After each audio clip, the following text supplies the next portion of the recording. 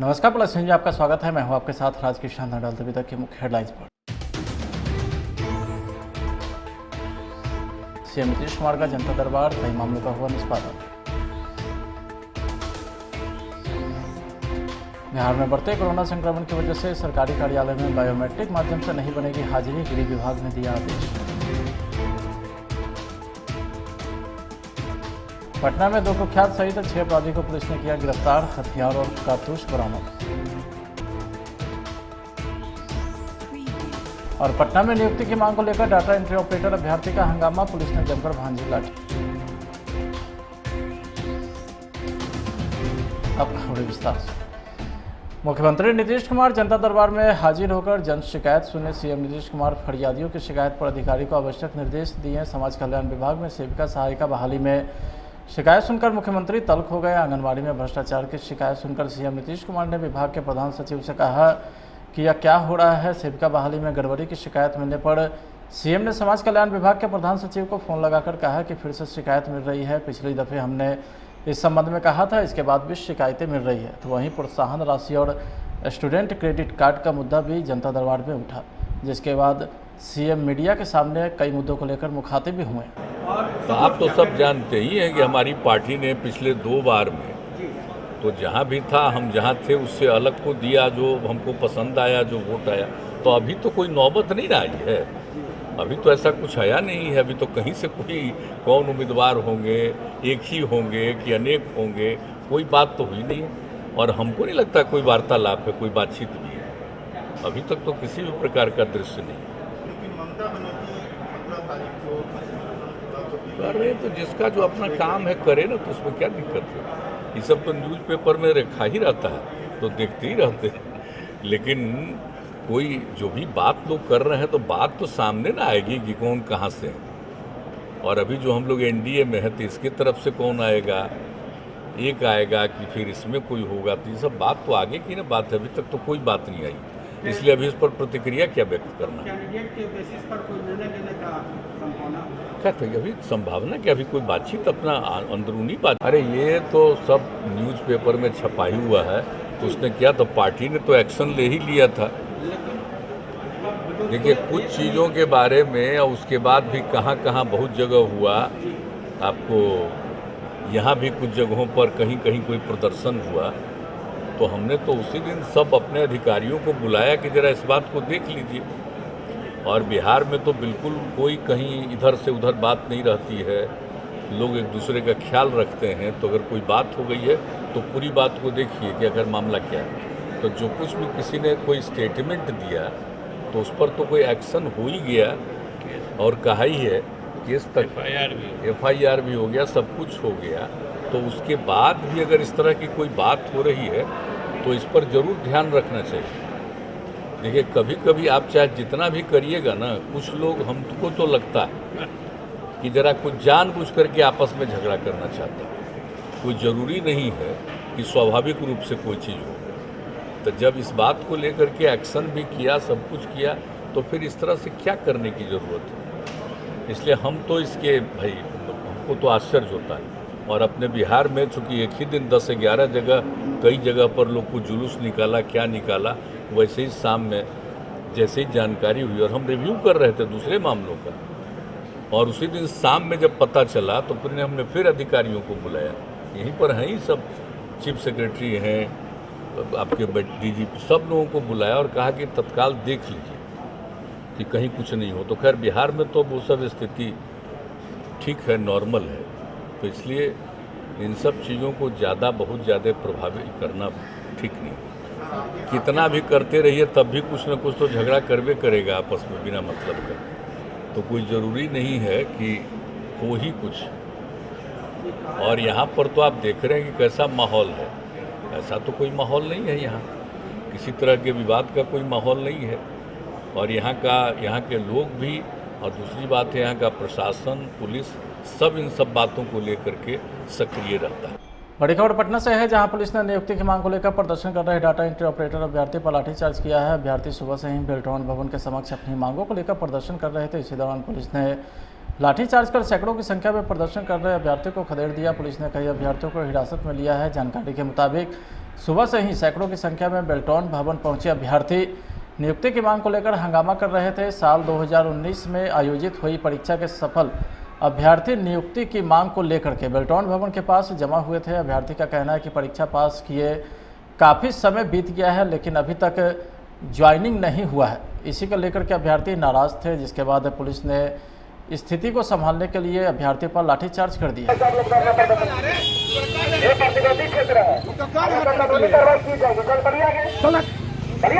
अरे पहले तो हमको भी पता नहीं ना है, एग्जैक्टली 4 आदमी से बात करेंगे तभी पता चलेगा ना।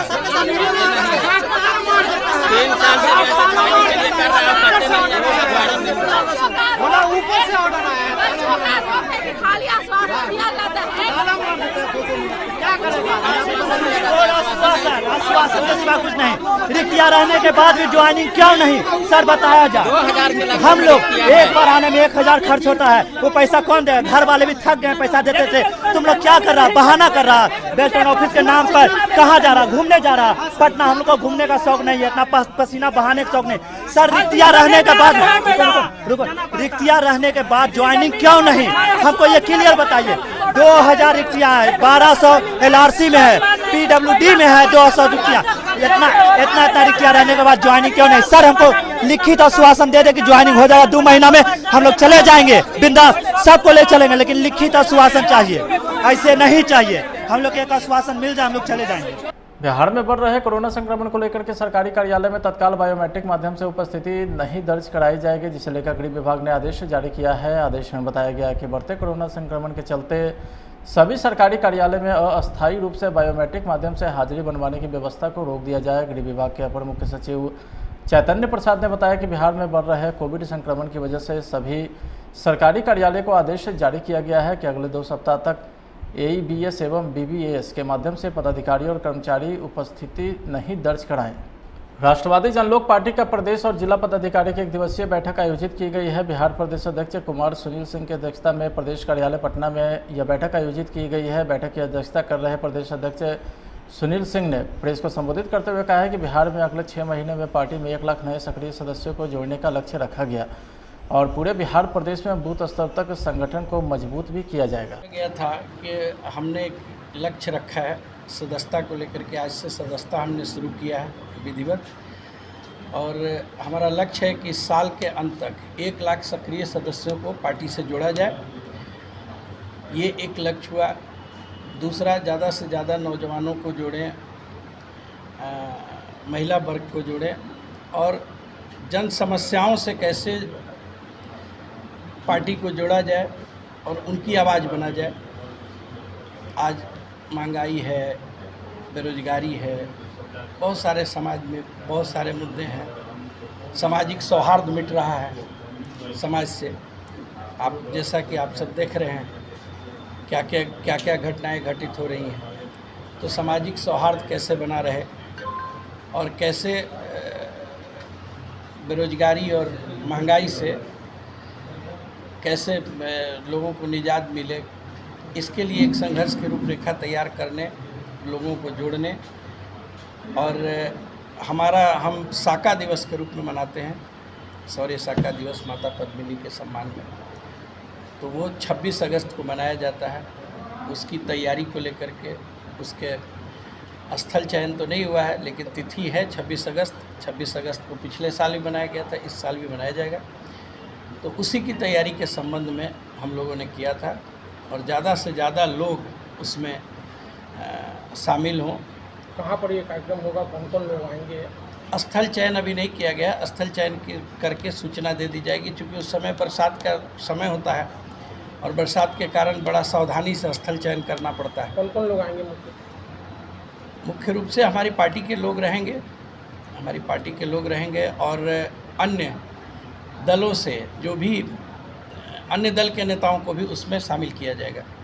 ये पार्टी के झंडे के नीचे नहीं होता है। हम आयोजित जरूर करते हैं, लेकिन समाज के वरिष्ठ लोगों को, समाज से जो नेता हैं, अन्य दलों में भी हैं, उनको भी बुलाया जाएगा। उद्देश्य क्या रहेगा? उद्देश्य है कि माता पद्मिनी के सम्मान में हम लोग करते हैं और ज़्यादा से ज़्यादा लोगों को बताया जाए कि हाँ भाई इतिहास को संरक्षित करने का काम। राजधानी पटना में इन दिनों लगातार अपराध का ग्राफ तेजी से बढ़ रहा है। कभी हत्या तो कभी लूट तो कभी रंगदारी, न जाने ऐसे कई अपराध हैं जिनको अपराधी लगातार अंजाम देते आ रहे हैं। इसी बीच पटना पुलिस को एक अहम और बड़ी कामयाबी हाथ लगी है। पटना सिटी में एक साथ 6 अपराधियों को पकड़ने में पुलिस कामयाब हुई है, जिनमें 2 कुख्यात अपराधी शामिल हैं। आलमगंज थाना क्षेत्र में सिटी एसपी प्रमोद कुमार ने प्रेस कॉन्फ्रेंस करते हुए कहा कि हत्या, लूट, रंगदारी जैसे मामलों में ये सभी अपराधी पकड़े गए हैं। सभी अपराधी सुल्तानगंज, बहादुरपुर, आलमगंज और खचकला थाना क्षेत्र के अपराध में शामिल थे। कुख्यात अनिल सिंह एक बार फिर से पाटलिपुत्र निवासी भाई आनंद सिंह को जान से मारने की धमकी दे रहा है। पीड़ित आनंद सिंह का पूरा परिवार डरा सहमा है। बच्चे स्कूल जाना छोड़ दिया है। आनंद सिंह भी अधिकतर समय बंद कमरे में गुजार रहे हैं, जान बचाने की जद्दोजहद में है, जबकि कई धाराओं में नामजद होने के बाद भी आरोपी खुलेआम घूम रहा है, पीड़ित को धमका रहा है। उक्त बातें पीड़ित ने प्रेस कॉन्फ्रेंस कर मीडिया के सामने रखी है। पिछली बार भी कुख्यात अनिल सिंह ने खुलेआम आनंद सिंह को धमकी देकर गोली मारी थी, जबकि आनंद सिंह ने स्थानीय थाने में पहले ही सूचना दे चुके थे। उसके बावजूद कुख्यात ने उनको गोली मारी। पुलिसिया लापरवाही के कारण उस समय आनंद सिंह मरते मरते बचे थे। इस बार भी अनिल सिंह केस को लेकर लगातार आनंद सिंह को धमका रहा है। अनिल सिंह के क्राइम रिकॉर्ड से अनुमान लगाया जा सकता है कि वो एक बेहद ही कुख्यात और शातिर अपराधी है। पाटलिपुत्र, रूपसपुर, एसके पुरी थाने में हत्या, लूट, जालसाजी, रंगदारी, बम विस्फोट जैसे संगीन मामलों में कई प्राथमिकी दर्ज है। उस समय से तत्कालीन एसएसपी अमित कुमार जैन के नेतृत्व में उसे गिरफ्तार किया गया था, लेकिन एक बार फिर से वो लगातार इस तरीके की वारदात को अंजाम दे रहा है। अपने भाई को पिछली दफ़े भी वो 2 गोली मारा था, लेकिन उसके भाई बचने में कामयाब हो चुका है, लेकिन इस बार फिर से जान से मारने की धमकी दे रहा है और पुलिस की कार्रवाई बिल्कुल शून्य है। ये भी मैं जान रहा हूँ कि अनिल सिंह को पुलिस नहीं रोक पाएगी और ना ही उसे गिरफ्तार कर पाएगी। और मैं आज आप लोगों के सामने ये सच्चाई बता रहा हूँ कि मुझे फिर मारा जाएगा गोली, और इस बार मैं नहीं बच पाऊंगा। इस बार मैं नहीं बच पाऊंगा। मुझे पुलिस हमारी बातों को नहीं सुन रही है, आगे भी नहीं सुनी, जिसके कारण मुझे गोली लगा। और फिर मैं कह रहा हूँ, फिर मुझे गोली मारेंगे वो लोग, और पटना पुलिस खाना पूर्ति करके शिनाख्त करके मेरे बॉडी को छोड़ देगा। बोलेगा कि ठीक है, आपसी विवाद, भूमि विवाद कहाँ है? भूमि विवाद मैंने एसपी से पूछा कि कौन सा भूमि विवाद आपको नजर आया हमारे साथ, ये बता दीजिए ना। उन लोगों का यहाँ पर कुछ है, किस तरह का भूमि विवाद? अनिल सिंह बेच करके चले गए, अमित सिंह बेच करके चले गए, फिर भूमि विवाद किस बात की है? आपको किस एंगल से भूमि विवाद? आप पटना पुलिस का ये तरीका बन गया है कि हर केस को भूमि विवाद या आपसी रंजिश दिखा करके वो लिपापोती कर देते हैं। इंक्वायरी उनके आईओ और जांच अधिकारी कुछ नहीं करते हैं, ना ही गिरफ्तारी करने का प्रयास करते हैं। बस अपने अफसर को जी हुजूरी कर करके और लिपापोती कर देते हैं केस को। यही मैंने देखते आया हूँ और देख रहा हूँ। पटना का यही हाल है। ठीक है साहब, आपकी बात उठाई। वर्गीय अधिकारियों से क्या चाहते हैं? वर्गीय अधिकारियों से बस मैं इतना ही चाहता हूँ, हाथ जोड़कर उनसे विनती करता हूँ कि वो अनिल सिंह की गिरफ्तारी करें और हम जैसे व्यवसायियों को समाज में जीने का अधिकार दें, ताकि हम अमन चैन से अपने बाल बच्चों को स्कूल भेज सकें। और आपके बच्चे स्कूल नहीं जा रहे हैं? मेरे बच्चे गर्मी छुट्टी से पहले से आप अटेंडेंस चेक कर सकते हैं, वो बच्चे डर के मारे स्कूल नहीं जा रहे। अनिल सिंह ने अगवा करने की बात कही है। अनिल सिंह ने अगवा करने की इस बात की लिखित शिकायत मैंने पाटलिपुत्र थाने को दिया है। मेरे पास आवेदन यहाँ मौजूद है, जो मैंने दिया है उसका कॉपी, हर एक का कॉपी, मैंने जितने भी फैक्स और ईमेल भेजा है सारे का कॉपी मैंने रखा है, किन किन पदाधिकारियों को मैंने भेजा है। और पिछले 2 महीना से जब से धमकी मिला है तब से भी मैं जो भेजा हूँ उसका सारे का फैक्स और सारा ईमेल रखा हुआ हूँ मैं प्रिंट आउट कर करके। पटना दरभंगा के बाद try colour properties private limited जल्द ही मुजफ्फरपुर में अपने कई प्रोजेक्ट को लॉन्च करेगा, जिसे लेकर रामदयालु स्थित एक होटल में एनुअल मीट का आयोजन किया गया है। ट्राई कलर प्रॉपर्टीज के ईडी रंजन कुमार झा ने बताया कि ट्राई कलर के कई प्रोजेक्ट हैदराबाद, पटना, दरभंगा, विशाखापट्टनम, बेंगलुरु, मुंबई या दुबई में चल रहे हैं, जिसमें अपार्टमेंट और शॉपिंग मॉल का निर्माण ट्राई कलर के द्वारा किया जा चुका है। जल्दी मुजफ्फरपुर में भी कंपनी अपने कई प्रोजेक्ट को लॉन्च करेगी, जिसके प्रमोशन के साथ ही एनुअल मीट का आयोजन किया गया है। लेकिन वहाँ पे क्या होता है, पूरा पैन इंडिया का रहता है, बॉलीवुड और इंटरनेशनल कलाकार सब आते हैं। उस बीच में सभी को प्रमोशन देना नहीं पॉसिबल है, इसलिए कि दरभंगा और पटना का जो है हम लोग इस बार मुजफ्फरपुर सेंटर आता है, तो हम लोग यहाँ डिसाइड किए कि यहाँ पे जितने भी और प्रमोशन है दिया जाए। इसी बहाने से एक इवेंट भी हो गया और प्रमोशन देना था, इसीलिए हम लोग ये कार्यक्रम कर रहे हैं। किस तरह का वर्क कर रही है कंपनी आपके साथ भी? सॉरी, किस तरह का वर्क कर रही है? हम लोग वैसे तो ढेर सारे फील्ड में है, लेकिन हम लोग का जो मेन प्रॉपर्टी का है, उसमें हम लोग विलास हो गया, अपार्टमेंट्स हो गया। अभी हमारा हर एक जगह, अभी दरभंगा में भी आने वाले समय में एक विला बनाने जा रहे हैं, पटना में भी हम लोग अपार्टमेंट बनाने जा रहे हैं। इस तरह का हम लोग का उत्तर बिहार में क्या प्रोजेक्ट लेके आ रहे हैं सर?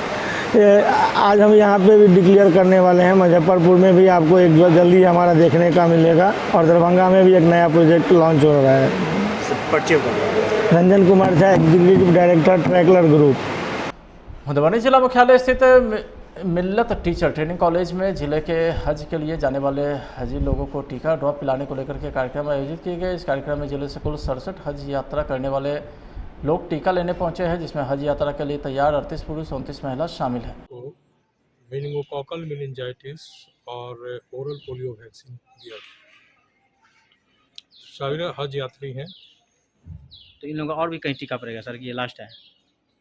ये हम लोग को तो यही टीका देना है। इसके अलावा कोविड का टीका तो ऑलरेडी वो ले चुके होंगे, या नहीं लिए हैं तो 15 दिन बाद वो ले सकते हैं।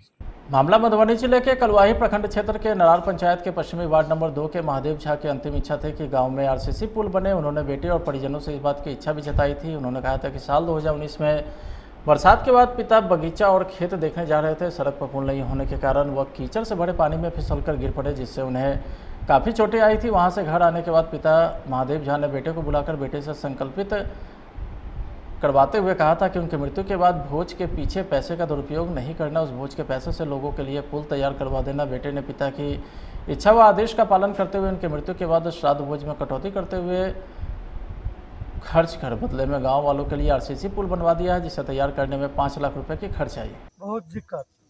अच्छा, अभी पुल बनाया जो भी जी जी लेकिन कोई काम का नहीं हुआ जी। पुल से कोई फायदा नहीं है। नहीं है ना, क्या गड्ढा था पहले? गड्ढा तो था ही, ऐसे ही नाला पर पानी आता था जाता था। इसको बनाता ऐसे टर्न करके देता, ऐसे टर्न करके देता तो अच्छा रहता। वो बाप के निशानी के यादगार में बनाया, लेकिन कोई गालिए देगा, लेकिन वो चलने लायक नहीं है। इस पुल के बनने से पूर्व 1 साल पहले की ही हम बात बता रहे हैं। जब ग्रामीण लोग यहाँ आते थे तो यहाँ से हेल करके हम लोग पूरे छाती भर पानी रहता था, और जो भी यहाँ पर जनरल लोग सामान्य जनजीवन से सभी निवास करते हैं जो कि कृषि पर आधारित हैं। और हमारे ही इस पुल के आगे जाकर के रोड जो है 105 मिलती है, बगल में खतवे टोला है। खतवे टोले के जितने भी हैं मजदूर वर्ग के लोग यहाँ पे इसी पुल से होकर के वो घास लाने जाते थे, तो उन लोगों में जो है काफ़ी राहत उन्होंने महसूस की है। और ग्रामीणों में भी जो बुजुर्ग हैं, जो जिन्हें बाध्य हर हमेशा आते जाते रहते हैं, जिनका काम होता रहता है, उन्होंने बहुत ही राहत महसूस की है। और हम लोग भी इस पुल के बनने से काफ़ी राहत महसूस कर रहे हैं। क्या नाम हुआ आपका? मेरा नाम अक्षय कुमार झा। कहाँ के निवासी हैं? हम नरार के निवासी हैं, नरार पछवाड़ी टोला। यहाँ वो पुल जो बना, इससे पहले हमारे भाई साहब जाते थे ना, और पैर नहीं पूरे देह डूब के जाते थे हम लोग खेत पर, और पूरे एक आदमी जाता था। और वो कहे कि नहीं, भोज करने में तो दिक्कत होती है हम लोगों को, लोग छुटाता है, इधर करता है उधर करता है, इसलिए यहाँ पुल बन जाना चाहिए। मुखिया को कई बार कहा गया, लेकिन मुखिया जी नहीं तैयार हुए। आजकल करते रहे, तब ये निजी पुल बच्चा को कह के गए कि तुम यहाँ पुल बना देना, और वो पुल बनवा दिया। फिलहाल आज के खबर में इतना ही। आप देखते रहे प्लस न्यूज। नमस्कार।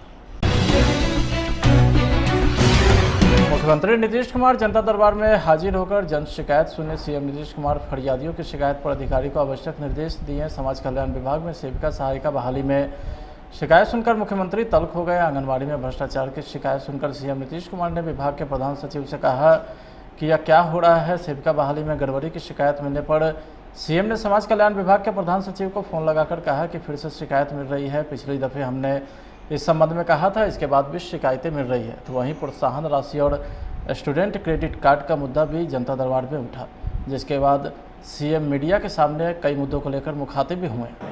तो आप तो सब जानते ही हैं कि हमारी पार्टी ने पिछले 2 बार में तो जहाँ भी था, हम जहाँ थे उससे अलग को दिया, जो हमको पसंद आया, जो वोट आया।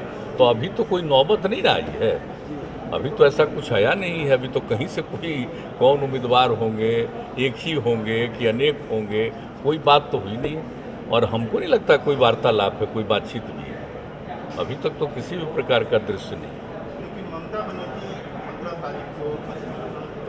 अरे तो जिसका जो अपना काम है करे ना, तो उसमें क्या दिक्कत है।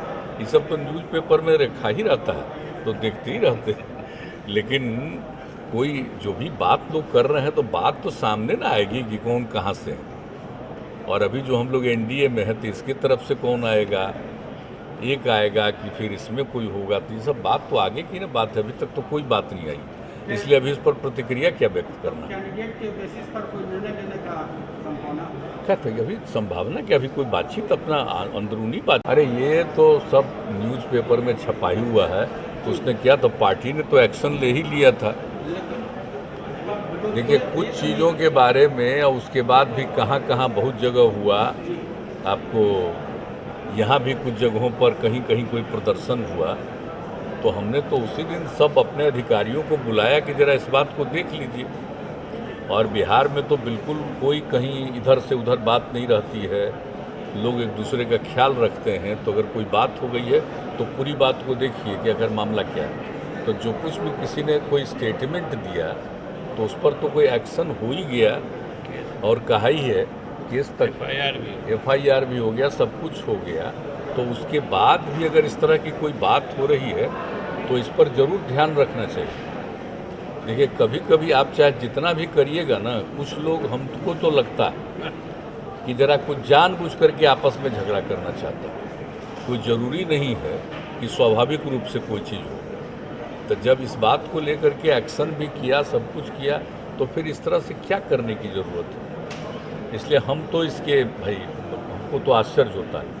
और अपने बिहार में चूँकि एक ही दिन 10-11 जगह, कई जगह पर लोग को जुलूस निकाला, क्या निकाला, वैसे ही शाम में जैसे ही जानकारी हुई, और हम रिव्यू कर रहे थे दूसरे मामलों का, और उसी दिन शाम में जब पता चला, तो फिर हमने फिर अधिकारियों को बुलाया। यहीं पर हैं ही सब, चीफ सेक्रेटरी हैं, आपके DGP, सब लोगों को बुलाया और कहा कि तत्काल देख लीजिए कि कहीं कुछ नहीं हो। तो खैर बिहार में तो वो सब स्थिति ठीक है, नॉर्मल है। तो इसलिए इन सब चीज़ों को बहुत ज़्यादा प्रभावित करना ठीक नहीं। कितना भी करते रहिए, तब भी कुछ न कुछ तो झगड़ा करवे करेगा आपस में बिना मतलब का। तो कोई ज़रूरी नहीं है कि हो ही कुछ। और यहाँ पर तो आप देख रहे हैं कि कैसा माहौल है। ऐसा तो कोई माहौल नहीं है, यहाँ किसी तरह के विवाद का कोई माहौल नहीं है। और यहाँ के लोग भी, और दूसरी बात है यहाँ का प्रशासन, पुलिस, सब इन सब बातों को लेकर के सक्रिय रहता है। बड़ी खबर पटना से है, जहां पुलिस ने नियुक्ति की मांग को लेकर प्रदर्शन कर रहे डाटा एंट्री ऑपरेटर अभ्यर्थी पर लाठीचार्ज किया है। अभ्यर्थी सुबह से ही बेल्टॉन भवन के समक्ष अपनी मांगों को लेकर प्रदर्शन कर रहे थे। इसी दौरान पुलिस ने लाठीचार्ज कर सैकड़ों की संख्या में प्रदर्शन कर रहे अभ्यर्थियों को खदेड़ दिया। पुलिस ने कई अभ्यर्थियों को हिरासत में लिया है। जानकारी के मुताबिक सुबह से ही सैकड़ों की संख्या में बेल्टॉन भवन पहुंचे अभ्यर्थी नियुक्ति की मांग को लेकर हंगामा कर रहे थे। साल 2019 में आयोजित हुई परीक्षा के सफल अभ्यर्थी नियुक्ति की मांग को लेकर के बेल्टॉन भवन के पास जमा हुए थे। अभ्यर्थी का कहना है कि परीक्षा पास किए काफ़ी समय बीत गया है, लेकिन अभी तक ज्वाइनिंग नहीं हुआ है। इसी को लेकर के अभ्यर्थी नाराज थे, जिसके बाद पुलिस ने स्थिति को संभालने के लिए अभ्यर्थी पर लाठीचार्ज कर दिया।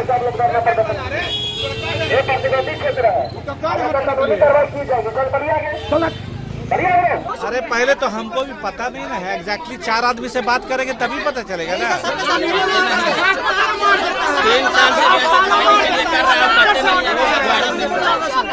ऊपर से ऑर्डर आया खाली आश्वासन दिया जाता है।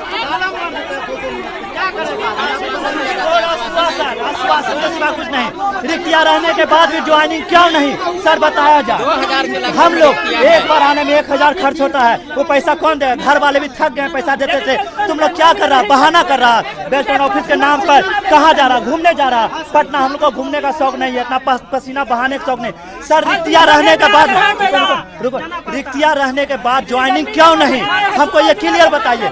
2000 रिक्तियाँ है, 1200 LRC में है, PWD में है 200 रिक्तियाँ।